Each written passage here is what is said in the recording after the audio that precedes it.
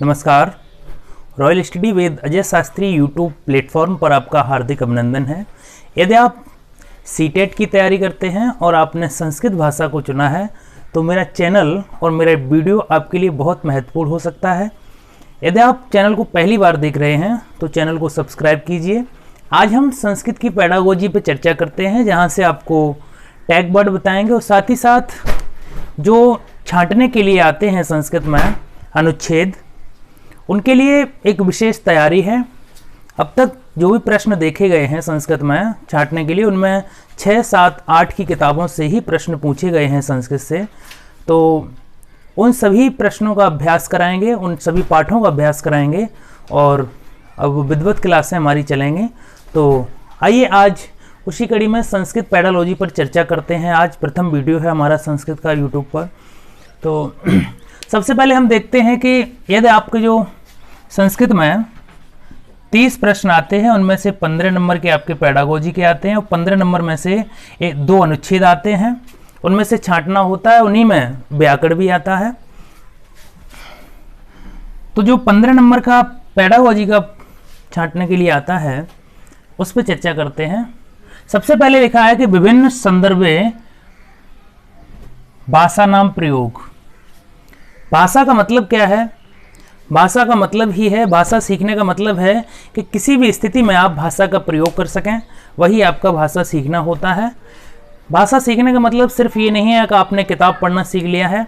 यदि किसी प्रश्न में भाषा से संबंधित कोई प्रश्न आता है और उसमें इस तरीके का ऑप्शन दिया रहता है कि विभिन्न संदर्भे भाषा नाम प्रयोग, यानी भाषा का मतलब ही है कि किसी भी स्थिति में भाषा का अच्छे से आप प्रयोग कर सकें तो आप भाषा को सीखे हुए माने जाएंगे।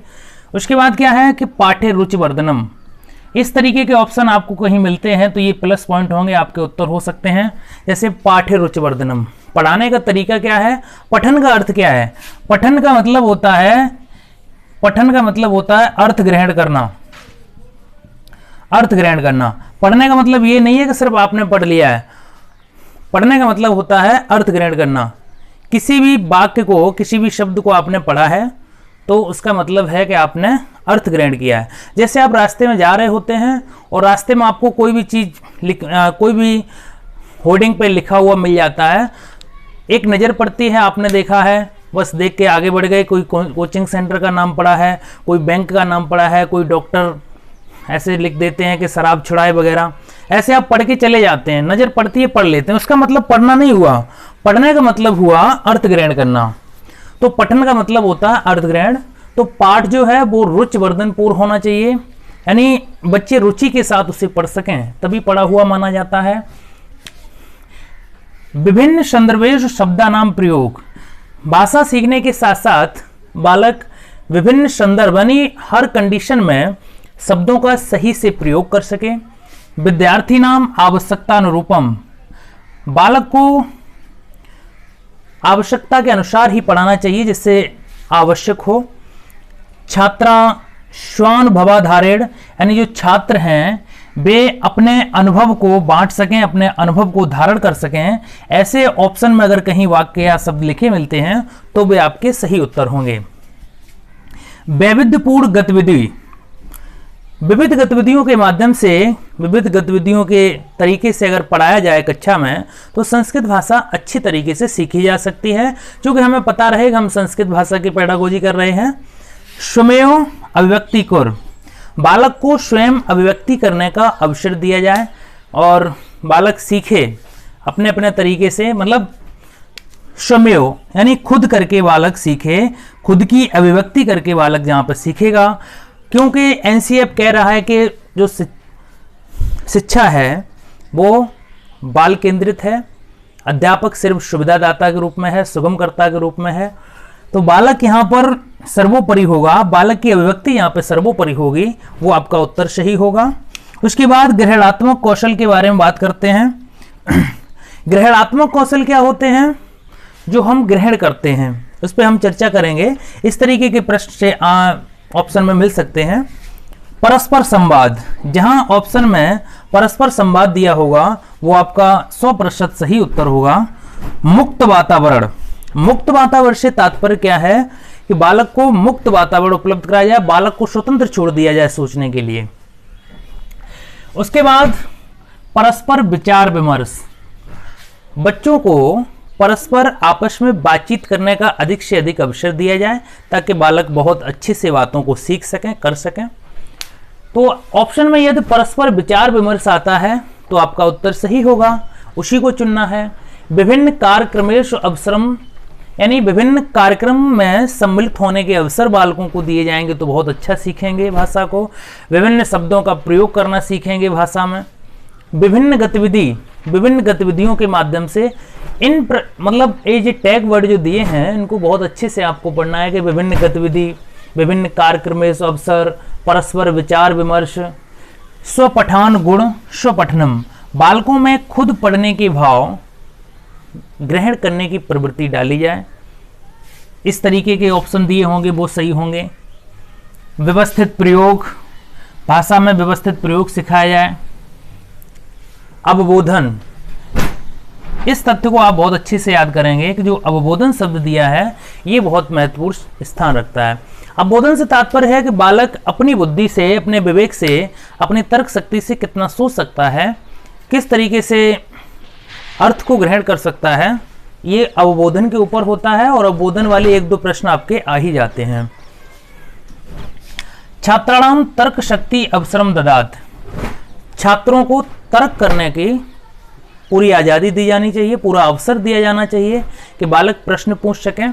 क्योंकि प्रश्न पूछना वहीं पे सार्थक होता है जहां पर मतलब प्रश्न पूछना और उत्तर देना ये एक शिक्षण और अधिगम के अभिन्न अंग हैं। इसलिए बालकों को अवसर देना चाहिए तर्क शक्ति करने के, प्रश्न पूछने, क्योंकि जहाँ पे बालक प्रश्न पूछेगा तो उसके अवबोधन में भी वृद्धि होगी, उसकी तर्क शक्ति में भी वृद्धि होगी, बालक आपसे बात करने में हिचकिचाएगा नहीं।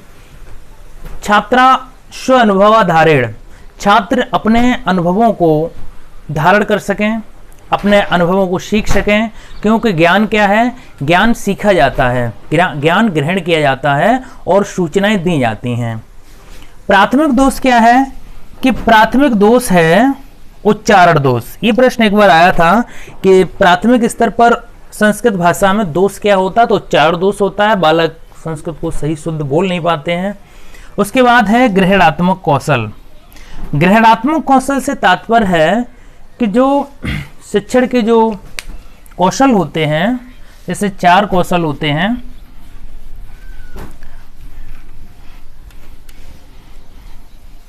इनमें सबसे पहले होता है श्रवणम,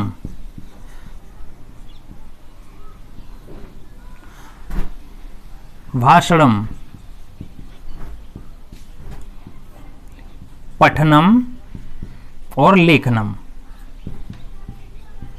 यहां से आपका 1 नंबर अवश्य आता है। तो श्रवणम का मतलब होता है सुनना, ये भाषा का पहला होता है कौशल। भाषणम मतलब बोलना,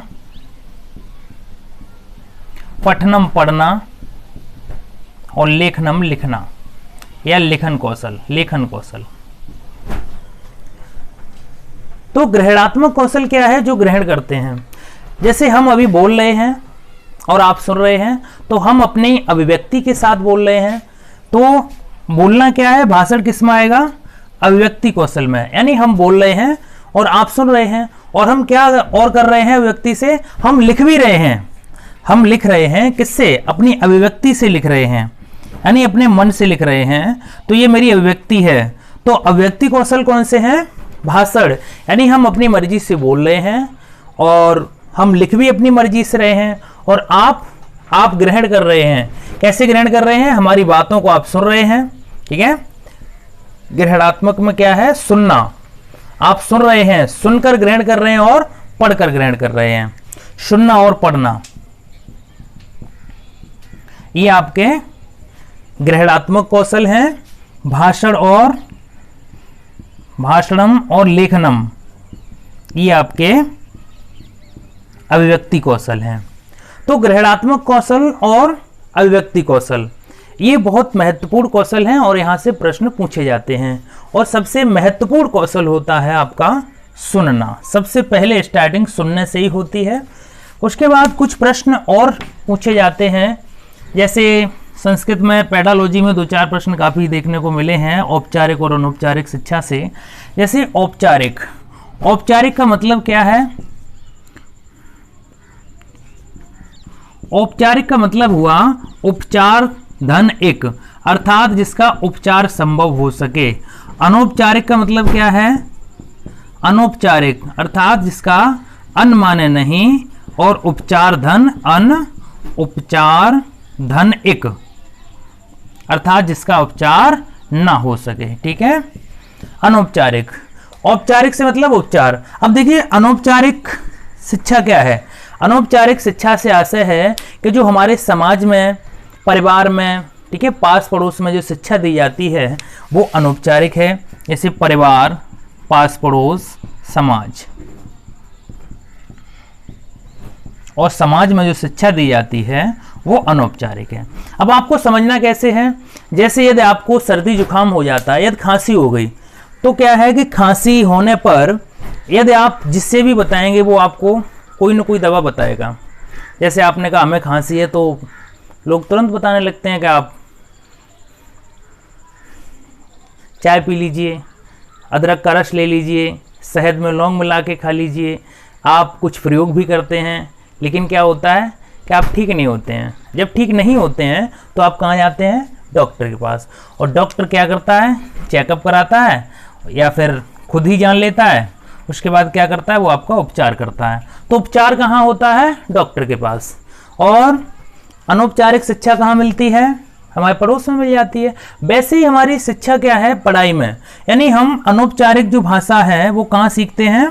परिवार में, समाज में, समुदाय में, पास पड़ोस में, रिश्ते नातों में। यहाँ हमारी अनौपचारिक भाषा होती है, यहाँ उपचार नहीं होता है। उपचार कहाँ होता है? विद्यालय में। तो जो औपचारिक भाषा है वो कहाँ दी जाती है? विद्यालय में। और मान्यता प्राप्त, जैसे कोई समाज में, जैसे कोई प्राइवेट टीचर है, ठीक है, वो भी आपका औपचारिक शिक्षण में आता है, औपचारिक में आएगा। अनौपचारिक में आपके पास पड़ोस और समाज आते हैं। उम्मीद है चीज़ें पसंद आई होंगी आपको।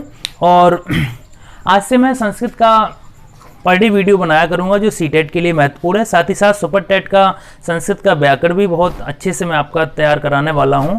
आप लोग मेरा सहयोग कीजिए, मेरे चैनल को ज़्यादा